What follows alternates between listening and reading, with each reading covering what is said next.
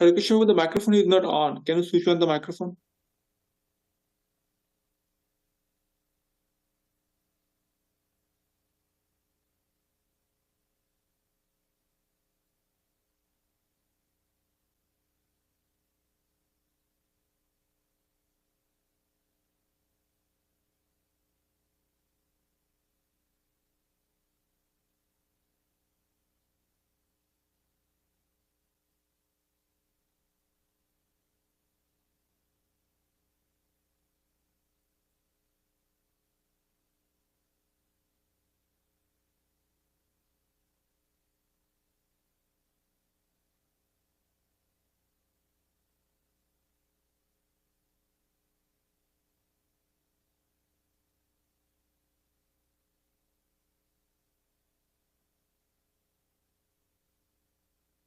Bhaktivedanta Swami Srila Prabhupada ki. ISKCON founder Acharya Srila Prabhupada ki.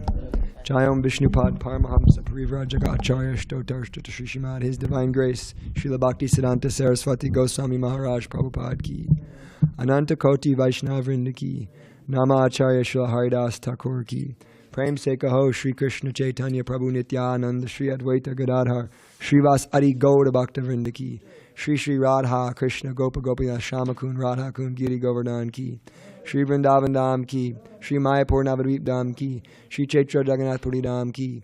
Ganga Maya ki. Jamuna Maya ki. Bhakti Devi Tulsi Maharani ki.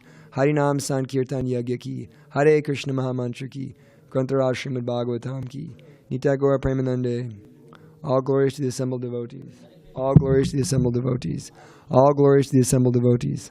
All glories to Sri Sri Guru and Sri Gauranga. All glories to Srila Prabhupada. Srila Prabhupada ki jai. Om Namo Bhagavate Vasudevaya. Om Namo Bhagavate Vasudevaya. Om Namo Bhagavate Vasudevaya. Narayanam Namaskrita Naram Chaiva Narottamam Devim Saraswatim Vyasam Tato Jayam Mudirayat Nastapreshu Bhadreshu Nityam Bhagavata Sevaya Bhagavate Uttama Shloke Bhaktir Bhavati Naishtaki. Hare Krishna, everybody. Thank you for allowing me to speak. Please accept my obeisances and asking all of your blessings to say something that will benefit you, especially Druvida Prabhu. I think some of them were asked to do some service, 2 of them, I don't know. So thank you all so much for allowing me to render some service. How long do I go till? 8:30. What service were they asked to do? Something about cooking. And Mother Sandamani had texted them. I think she needed something. It was, I don't know, something happened. They didn't really explain to me. So today we'll be reading from Srimad Bhagavatam, Canto 7, Chapter 10, text number 30 through 35. And excuse me, I'm going to have to read on my phone because my eyes don't read so well up close with the book. Okay.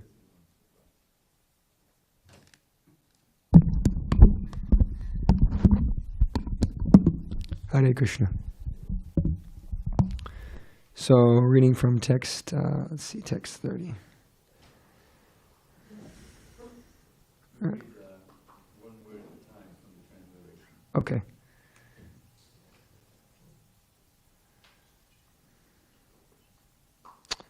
Shri Bhagavan Uvacha Maivam Vibho Suranam Te Pradeyaha Padma Sambhava Varaha Krura Nisarganam Ahinam Amritam Yata Shri Bhagavan Uvacha Maivam Vibho Suranam Te Pradeya Padma Sambhava Varakura Nisarganam Ahinam Amritam Yata Shri Bhagavan Uvacha Maivam Vibho Suranam Te Pradeya Padma Sambhava Varakura Nisarganam Ahinam Amritam Yata Shri Bhagavan Uvacha Maivam Vibho Suranam Te Pradeya Padma Sambhava Varakura Nisarganam Ahinam Amritam Yata Shri Bhagavan Uvacha Maivam Vibho Suranam Te Pradeya Padma Sambhava Varakura Nisarganam Ahinam Amritam Yata Shri Bhagavan Uvacha Maivam Vibho Suranam Te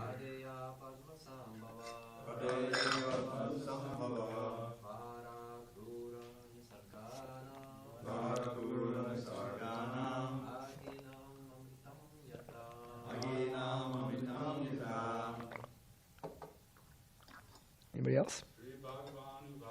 Shri Bhagavan Uvacha Maivam Vibho Saranam Te Pradaya Padmasambhava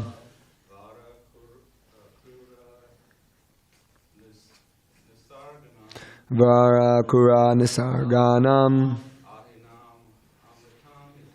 Ahinam Amritam Yata. Shri Bhagavan Uvacha Maivam Vibho Saranam Te Pradeya Padmasambhava Varakura Nisarganam Ahinam Amritam Yata. Shri Bhagavan Uvacha Bhagavan Uvacha Maivam Vibho Suranam Te Maivam Sivo Saranam Te Pradeya Padmasambhava Pradeya Padmasambhava Varakrura Nisarganam Varakura Nisarganam Ahinam Amritam Yata. Ahinam Amritam Yata. Okay, we'll go to the word for word. Sri Bhagavan Uvacha. The Supreme Personality of Godhead replied to Brahma. Ma, do not. Evam, thus. Vibho, O great person. Asuranam, unto the demons. Te, by you. Pareyaha, bestow benedictions. Padmasambhava, O Lord Brahma, born from the lotus flower. Varaha, benediction. Krura Nisarganam, persons who are by nature very cruel and jealous. Ahinam, to snakes. Amritam, nectar or milk. Yata, just as. Translation by His Divine Grace, Srila Prabhupada. Translation. The personality of Godhead replied, My dear Lord Brahma, O great Lord born from the lotus flower, just as it is dangerous to feed milk to a snake, so it is dangerous to give benedictions to demons who are by nature ferocious and jealous. I warn you not to give such benedictions to any demon again. Do we repeat or do we just continue with the next verses? And should I read the Sanskrit or just the translation? Well, it's going to be so many. Just read the translation. Okay. So text number 31. Nārada Muni continued, O King Yudhiṣṭhira, the Supreme Personality of Godhead, who is not visible to an ordinary human being, spoke in this way, instructing Lord Brahma. Then being worshipped by Brahma, the Lord disappeared from that place. Text number 32. Prahlāda Mahārāja then worshipped and offered prayers to all the demigods, such as Brahma, Shiva, and the Prajapatis, who are all parts of the Lord. Text 33 with a short purport. Thereafter, along with Sukra Acharya and other great saints, Lord Brahma, whose seat is on the lotus flower, made Prahlāda the king of all demons and giants in the universe. Short purport by Prabhupada. Srila Prabhupada. By the grace of Lord Nṛsiṁhadeva, Prahlāda Mahārāja became a great king, a greater king than his father, Hiraṇyākṣipu. Prahlāda's inauguration was performed by Lord Brahma in the presence of other saintly persons and demigods. Text 34. O King Yudhiṣṭhira, after all, the demigods, headed by Lord Brahma, were properly worshipped by Prahlāda Mahārāja. They offered Prahlāda their utmost benedictions and then returned to their respective abodes. Text 35 with Srila Prabhupada's purport. Thus the two associates of Lord Viṣṇu, who had become Hiraṇyākṣa and Hiraṇyakaśipu, the sons of Diti, were both killed. By illusion they had thought that the Supreme Lord, who is situated in everyone's heart, was their enemy. Purport. The discourse concerning Lord Nṛsiṁhadeva and Prahlāda Mahārāja began when Mahārāja Yudhiṣṭhira asked Nārada how Śiśupāla had merged into the body of Kṛṣṇa. Śiśupāla and Dantavakra were the same Hiraṇyākṣipu and Hiraṇyākṣa and Hiraṇyakaśipu. Here, Nārada Muni is relating how in the three different births the associates of Lord Viṣṇu were killed by Lord Viṣṇu himself. First they were the demons, Hiraṇyākṣa and Hiraṇyakaśipu. Srila Prabhupada ki. Om Ajnanatamaraṇdyasya Gyananjana Shalakaya Chakshurmilitam Jena Tasmai Sri Gurue Namaha Sri Chaitanya Manobhistam Stapitam Yena Bhutale Swayam Rupa Kadamayam Dadati Swapadantikam Vandeyam Sri Guru Sri Yuta Padakamalam Sri Gurun Vaishnavamscha Sri Rupam Shagajatam Sagana Raghunathanvitam Tam Sajivam Sadvaitam Savadutam Parijana Saitam Krishna Chaitanya Deva Shri Radha Krishna Padan Sahagana Lalita Shri Vishakanvitamscha Hey Krishna Karuna Sindhu Dinabandhu Jagatpate Gopesha Gopika Kanta Radha Kanta Namostate Tapta Kanchana Gaurangi Radhe Vrindavanishvari Vrishabhana Shruti Devi Pranamami Hari Priye Vancha Kalpatarobhyascha Kripa Sindhu Bhyevacha Patitanam Pavanebhyo Vaishnavebhyo Namo Namaha Jaya Shri Krishna Chaitanya Prabhu Nityananda Shri Advaita Gadadhar Srivas Adi Gauda Bhakta Vrinda Hare Krishna Krishna Krishna Hare Hare Hare Rama Rama Rama Hare Hare. Once again, thank you very much. So, another wonderful opportunity in the beautiful Bhagavatam to discuss pure devotional service, which is the essence of all of our practice. We're trying to come to the level of pure devotional service, which is our favorite topic to discuss.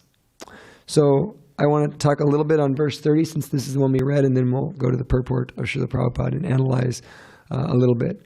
So, this can be connected to Lord Brahma, or Lord Nṛsiṁhadeva has explained to Lord Brahma that to grant benedictions unto demons is not so nice. So we can relate that to our preaching and understanding how and when to talk to people, in what way to talk to people, in such a way that's pleasing to Krishna. Because pure devotional service is ultimately done in such a way that's pleasing to Krishna. Anukulyena Krishna now Shilanam Bhakti Uttama. We're trying to perform Uttama Bhakti, and that has to be done in such a way that pleases Krishna. So sometimes I've observed that preachers, in an attempt to make devotees, they may do things that would be not necessarily pleasing to Krishna. We're not, new preachers. They may think, we're making so many, or people are coming, but the ultimate goal is to please Krishna. And in pleasing Krishna, so many people will come, and they'll be, moons and not stars.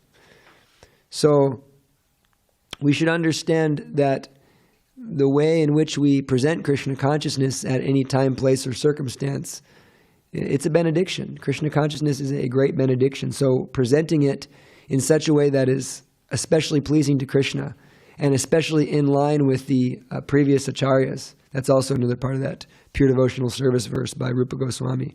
Anukulyena Krishna now Shilanam Bhakti Uttama is pleasing to Krishna and following in the footsteps of the great acharyas. So in presenting Krishna consciousness, we have to fall in line with this formula and do it in such a way that is pleasing to Krishna, in such a way that is satisfactory. So we should understand that sometimes people aren't ready to hear a certain level because they could be offensive. Just like in the case of the demons, Hiraṇyākṣipu and Hiraṇyākṣa. Because they're demons, there's some offensive nature that could take place. So in the same way, when we present Krishna consciousness, we have to be aware of how we present it and to whom we present it. Not that we can't present it, but we have to present it in such a way that that person will not create offenses. And generally, preaching is coming more from the behavior of the devotee than the facts and shlokas and knowledge. Just in the case of Lord Chaitanya, it's really quite amazing when you read the Chaitanya Charitamrita, because you find that Lord Chaitanya, so much of his preaching is his outstanding character. Of course, he knew more Shastra than anybody. He's the Lord himself. But in the case of Sarvabhauma Bhattacharya and Prakashananda Saraswati, we see that what really impressed both of those staunch Mayavadis was the behavior and the humility of Lord Chaitanya. And so, although Lord Chaitanya is Krishna himself, we can learn, because he's in the form of a devotee, that it is his behavior in accordance with the Shastras and in conjunction with the Shastras that is actually delivering the message of Krishna consciousness. And so he's doing that while acting in such a way that is very pleasing to Krishna. And Lord Chaitanya, of course, emphasized to Sanatana Goswami the importance of Vaishnava etiquette. So in learning and following Vaishnava etiquette, one can become very, very pleasing to Krishna. And when one is pleasing to Krishna, the fruits of that preaching work or that pujari work or whatever service we may be given by the Lord is manifest. So that's just a little point on that, that we don't want to give benedictions to demons, so to speak, by, like Lord Jesus Christ said, don't cast your pearls before swine. Of course, we can always cast prasadam. If someone is completely unable to understand Krishna consciousness or is not able to receive what we're saying, we can always give them prasadam, we can always chant Hare Krishna. So that's also pleasing to Lord Chaitanya. But part of being a devotee, the 26 qualities of a devotee, one of those things is expert. So as people who are engaged in this wonderful service of spreading Krishna consciousness, we should take it upon ourselves to become very expert in how we talk to people, and in doing it in such a way that the goal is really to please Krishna. So much of the time, people are pleased by the behavior of devotees. And so, karma yoga, Krishna says, Yat karosi yadashnasi, yat juhosi dadasi yat tapasyasi konteya, tat karosam adarpanam. Whatever you do, do for me. And Srila Prabhupada's purport to that verse is all bhakti, but if you read the purport of Srila Vishwanath Chakravarti Thakur, he explains that Krishna is going back and speaking of karma yoga, that if you can't perform just loving devotional service, whatever you do, simply do it for Krishna. So this is karma yoga. But bhakti yoga means whatever you do, do for Krishna in such a way that pleases Krishna. And in the purport to that verse, Srila Vishwanath Chakravarti Thakur explains that the act of bhakti is devotion from the beginning to the end. You're not just offering the fruits, you're offering the action itself, the whole action. So that applies for our preaching activities, our services, the way we deal with other devotees. When we start thinking in such a way that bhakti yoga is how I'm dealing, how I'm living, how I'm making others feel, this is a big realization. And it's not so easy. We're trying to practice bhakti. So that's just a little note that when we're presenting Krishna consciousness, we do it in such a nice way that's pleasing to Krishna. And then going to text 35, which Srila Prabhupada wrote a nice purport on, it's a beautiful verse because it's summing up so much of our philosophy, that the two associates of the Lord, who had become Hiraṇyākṣa and Hiraṇyakaśipu, the sons of Diti, were both killed. By the illusory energy, they had thought that the Supreme Lord, who is situated in everyone's heart, was their enemy. So we can derive quite a few strong points for the progress of our pure devotional service in this verse. One of those is that the two associates of the Lord, so we understand that Hiraṇyākṣa and Hiraṇyakaśipu were associates of the Lord, but we can also understand that at some point we were also associates of the Lord.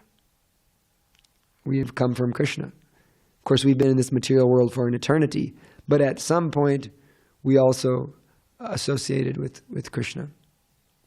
My beloved Guru Maharaj Jivananda Dasvanachari was telling me once how he was driving, and he chants when he drives. He drives across the country, sometimes 5 hours at a time, and he'll just chant japa the whole time. And he was saying he just had this thought that, he was thinking about humility and how to be more humble, and this thought came to him, you're the person who left Krishna. So we've done so many seriously sinful activities in the material world, maybe not in this lifetime. Of course, many of us have, but in our past lives, we've done so many activities that have not necessarily been pleasing to Krishna. But the ultimate, mistake was we've turned away from Krishna in the first place. We've come to this material world. We've come to forget Krishna here. So, and he said he began to cry. It was very strong realization that, I've left Krishna. So this isn't, of course, Jai and Vijay were never out of touch with their Krishna consciousness when they came to the material world.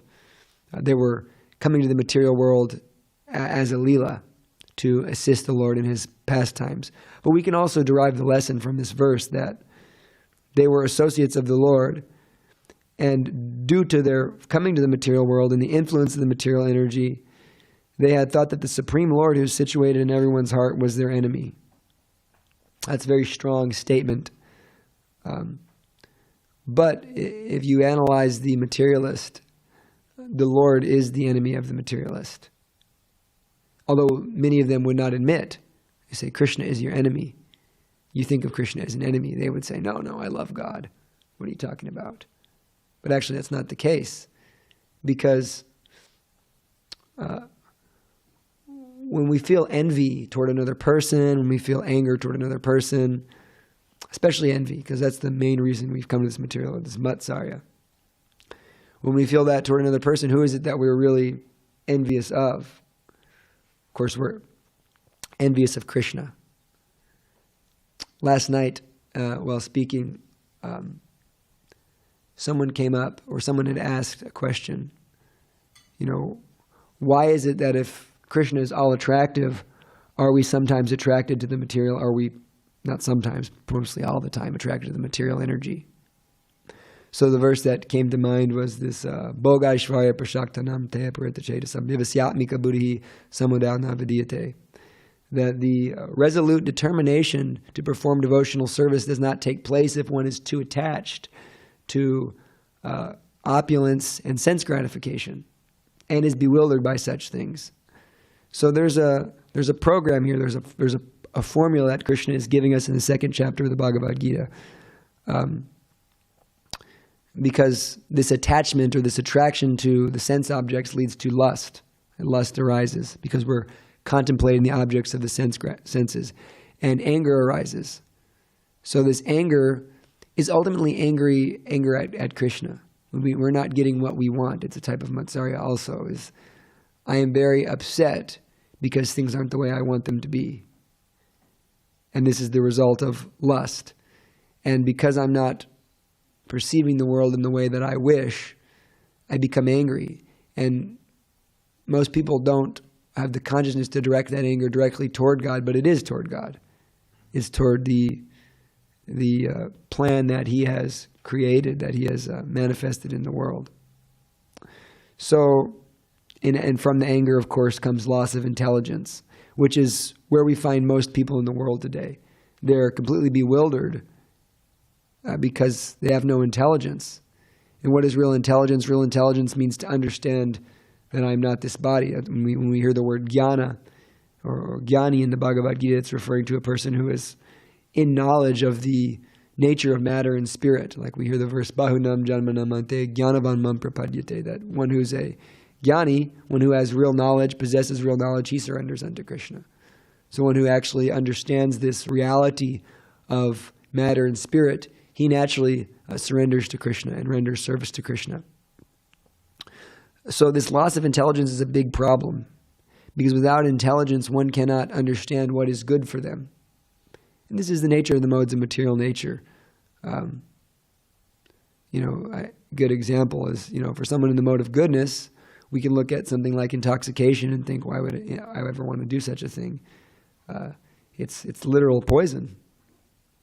We see that the firefighters, they wear these oxygen tanks and so much protective gear to avoid breathing in smoke, and yet the mode of passion and ignorance will tell you, no, breathe in the smoke, it's awesome, man. I've heard a devotee give the analogy that, intoxication is like pouring water on your computer and watching it fizzle out and being like, cool, man. So this is not the nature of someone in the mode of goodness. So this is how the modes work. They distort our perceptions. And so someone in the mode of goodness can perceive things as they are. And intelligence is good. So we lose the intelligence of pleasing Krishna when we become attached, connected with this lust, with this sense gratification, this material energy. And it's very difficult. A devotee requires intelligence. So for a practical level, when we look at our lives as practicing devotees, Vaidhi Bhaktas, a devotee requires intelligence. We need to understand how to please Krishna. Of course, Krishna is the source of intelligence. So If we want intelligence, we have to go to Krishna to get it.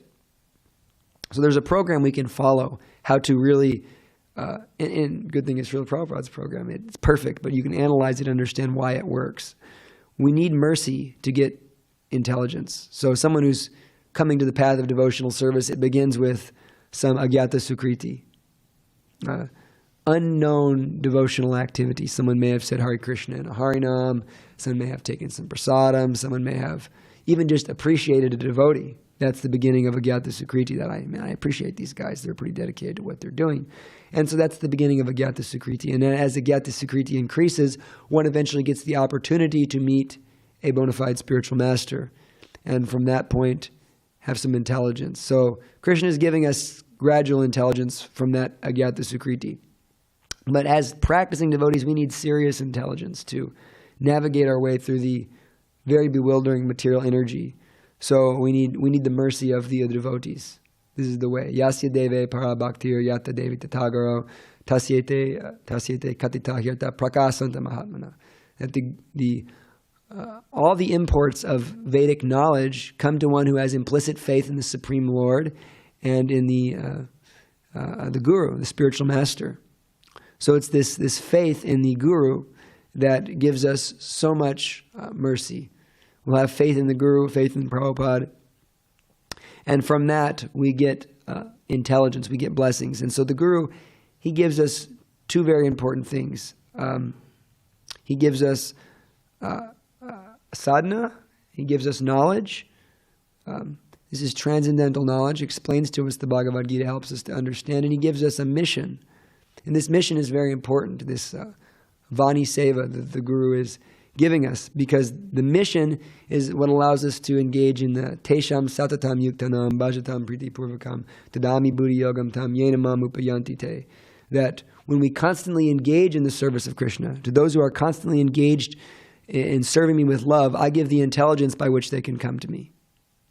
So without the mercy of the devotees, there's completely zero chance we can engage in continual devotional service.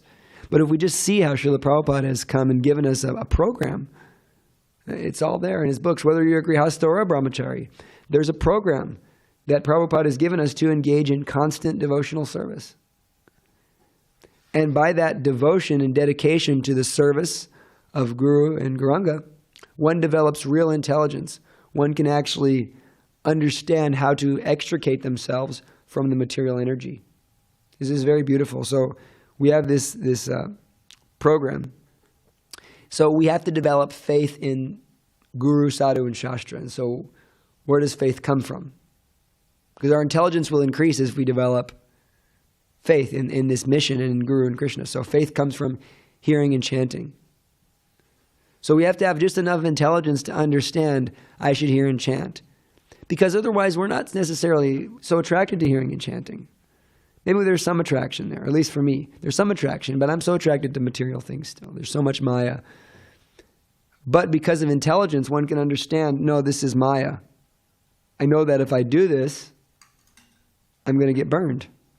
Therefore, my intelligence is telling me I'm going to engage in hearing and chanting, intense hearing and chanting. That means we hear every day, we chant every day, we read, the whole Srimad Bhagavatam.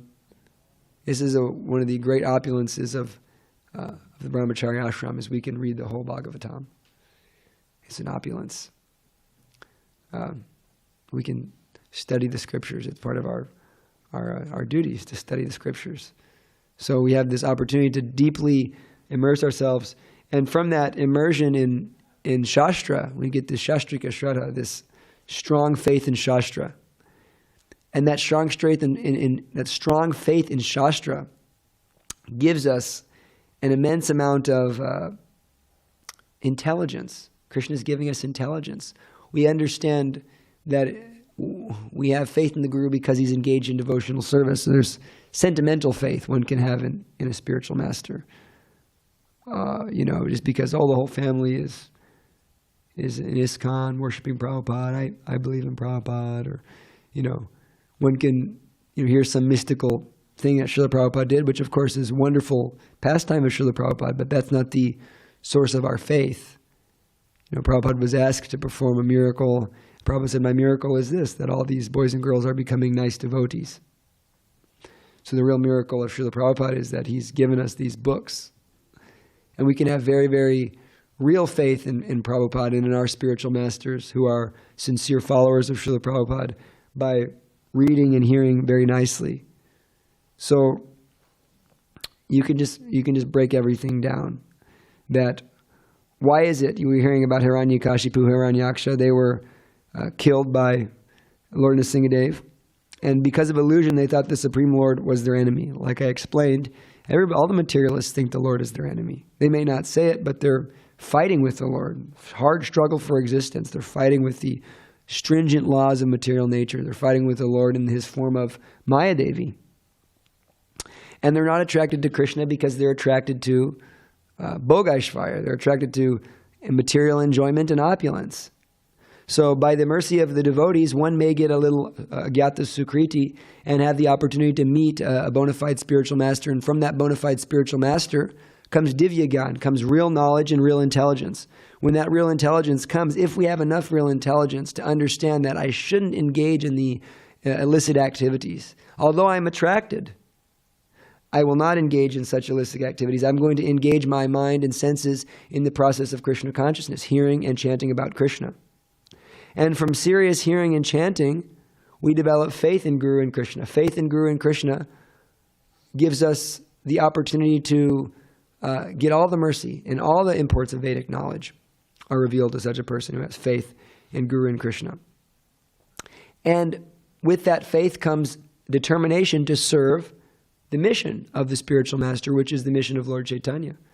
And by that determination to serve the mission of Lord Chaitanya, one can begin to engage in Tesham Satatam Yuktanam, this consistent and constant devotional service. By Prabhupada's mercy, we have a program that engages us constantly. Of course, some of us may get distracted, but we have the opportunity. At least we can see it. I mean, otherwise there's no hope for us to engage in constant devotional service. So people say, oh, the Lord, why do I need a guru? The Lord is talking to me in my heart. Because you're not qualified to have the Lord talk to you in the heart. So we need a guru to engage us in the mission of Krishna consciousness so we can become qualified. And from that constant service, which is sustained by proper hearing and chanting, we develop intelligence to not be enemies of the Lord, but to be the Lord's well-wisher and assist him and his pure devotees in the mission of serving and delivering the fallen conditioned souls. So we can understand that for us practicing devotees, this proper hearing and chanting will help us increase faith in Guru and Krishna and give us the determination to continuously serve and the intelligence to not be enemies with the Lord, rather than be enemies with the Lord, surrender to the Lord and be part of his plan. So it's 8:26. We have a few minutes for questions and comments. Thank you very much. Hare Krishna.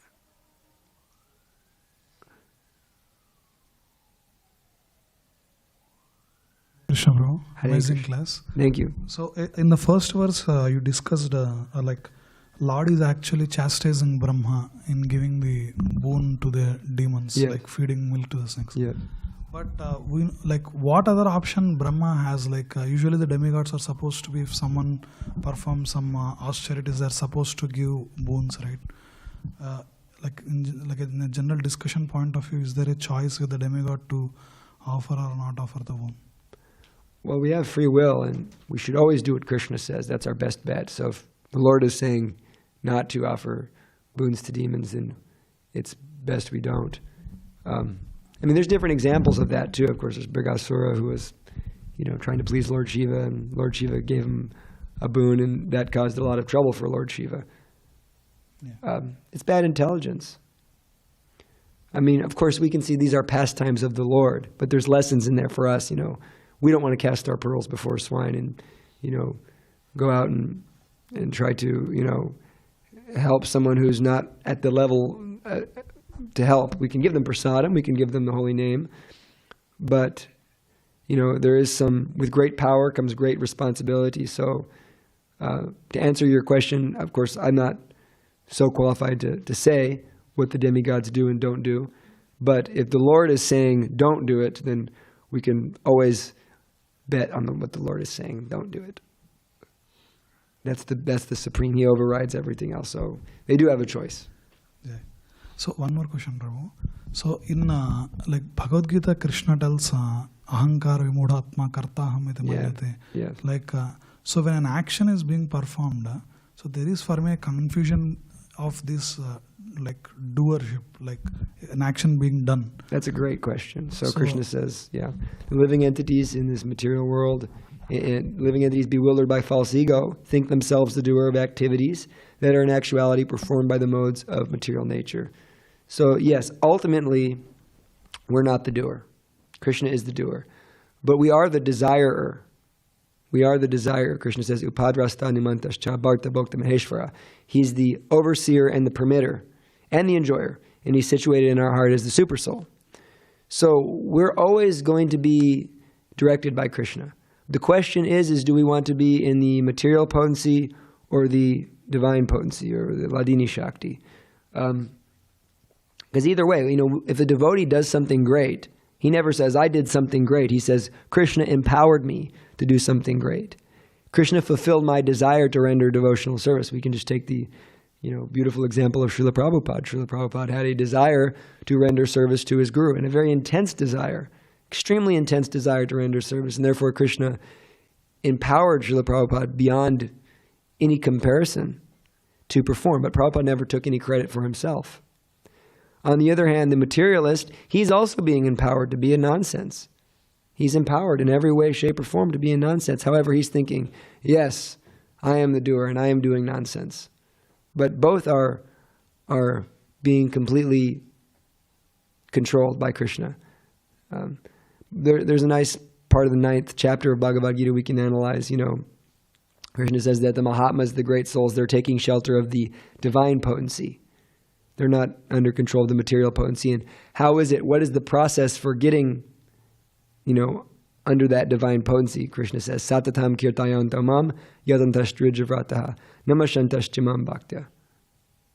That nitya yukta upasyate, that always chanting my glories, endeavoring with great determination to serve me, bowing down before me.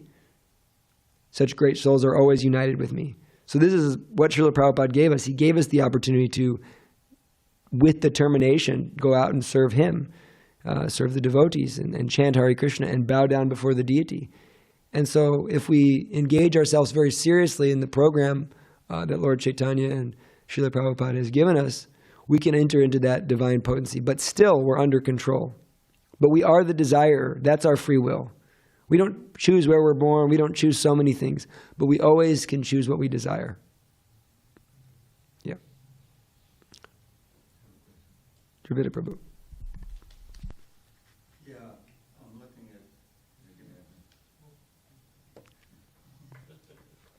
I'm looking at text 33. Okay.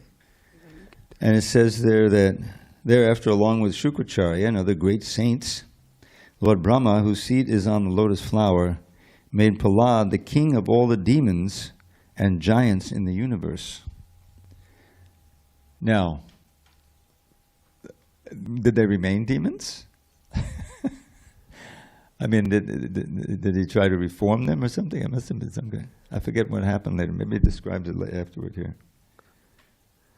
And also, the other thing I was amazed at was similar to Dhruva, but this is a bit more obvious, that he's still only 5 years old, and he's now the king. Anyway, that's just amazing empowerment. But I'm just wondering that, okay, the king of all the demons and the giants. I don't know if they were giant demons or what, but I just don't. How did that work? I've also had that question, and basically what I've understood, because you hear the word demon in kind of different contexts when you read the Bhagavatam. So the Daityas are always called the demons, even if they're devotees. Krishna says, Prabhupada translates, of the demons, I'm the devoted Prahlāda. That was fixed. Oh, okay. Yeah. Okay. Oh, okay. All right. So, but at least from what I've read, still, and there's other cases where you hear the word demon used as daityas, even if they're, pure devoted, like a Vritrasura. He was a demon, but he was a devotee. but yet he was in a demon body. So sometimes when they say demons, they refer to the bodies of those who are in demoniac species of life, even though they may be devotees. So there's always that he was king of all those who are in that family of Daityas, and whether they're devotees or not is, because Bali, of course, became a devotee. So, but then in the case of them being reformed, I'm not qualified to answer. The Bhagavatam goes on. There's more with Prahlāda. He meets The snake man, Python man. and there may be something in the commentary. Yeah, it's been a while since I read the 7th canto, so I'm not so sure. I'd like to know, though. Sal Prabhu, if we have the time. I'm sorry, Sankarshan Prabhu. I just had a question about Śiśupāla. Okay. After he merged into the body of the Lord, how does he come again as Hiraṇyākṣa and other forms? Well, Śiśupāla was after Hiraṇyākṣa and Hiraṇyakaśipu. Yeah, he was the final. Hare Krishna. Hare Krishna. Go ahead, Vijay. I have a question. May I? Yes. My question is related to what is a demigod? Because we are humans and the demigods are superior to us, and we may have the understanding that the demigods are like perfect people and people who do not commit mistakes. And what I see here in the translation to text 30 is that the personality of Godhead is chastising Lord Brahma because Lord Brahma did commit a mistake. He did offer benedictions to demons who are not different from ferocious and jealous, very dangerous people. So based on all of this, my question is it that demigods, they commit mistakes or not? They commit mistakes. Indra commits many mistakes. He tried to murder the pure devotees in Vrindavan, and There's a reason why he has all the eyes on him. There's many mistakes Indra's committed. Brahma also stole the cowherd boys and the cows, and there's many instances of demigods committing mistakes because they're not perfect beings. They're also materially conditioned souls, although they're more materially conditioned to the mode of goodness. And it's a common devotion. But still, they commit mistakes. Dravida Prabhu just said they're devotee. They're also devotees, but they're devotees with some material desire. And so actually once in Sureshwar Prabhu told me this when he was in Florida with Prabhupada. Prabhupada said that in the heavenly planets, devotees like Rupa and Sanatan don't take birth. So we have this special mercy actually because of Lord Chaitanya and Srila Prabhupada. When you read Prabhupada's books, you're getting to associate with someone who's really a pure Shuddha Bhakta. It's unbelievable. So the demigods, they have some material desire because they're attached once again to that Bhogashvara. They're attached to this opulence and material enjoyment.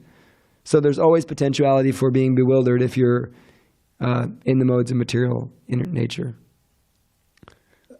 Yes, Prabhu, thank you very much. Hare Krishna. Hare Krishna, thank you, Prabhu. I think we're out of time, right? Pretty much, yeah. Grantaraj Srimad Bhagavatam ki. Thank you very much.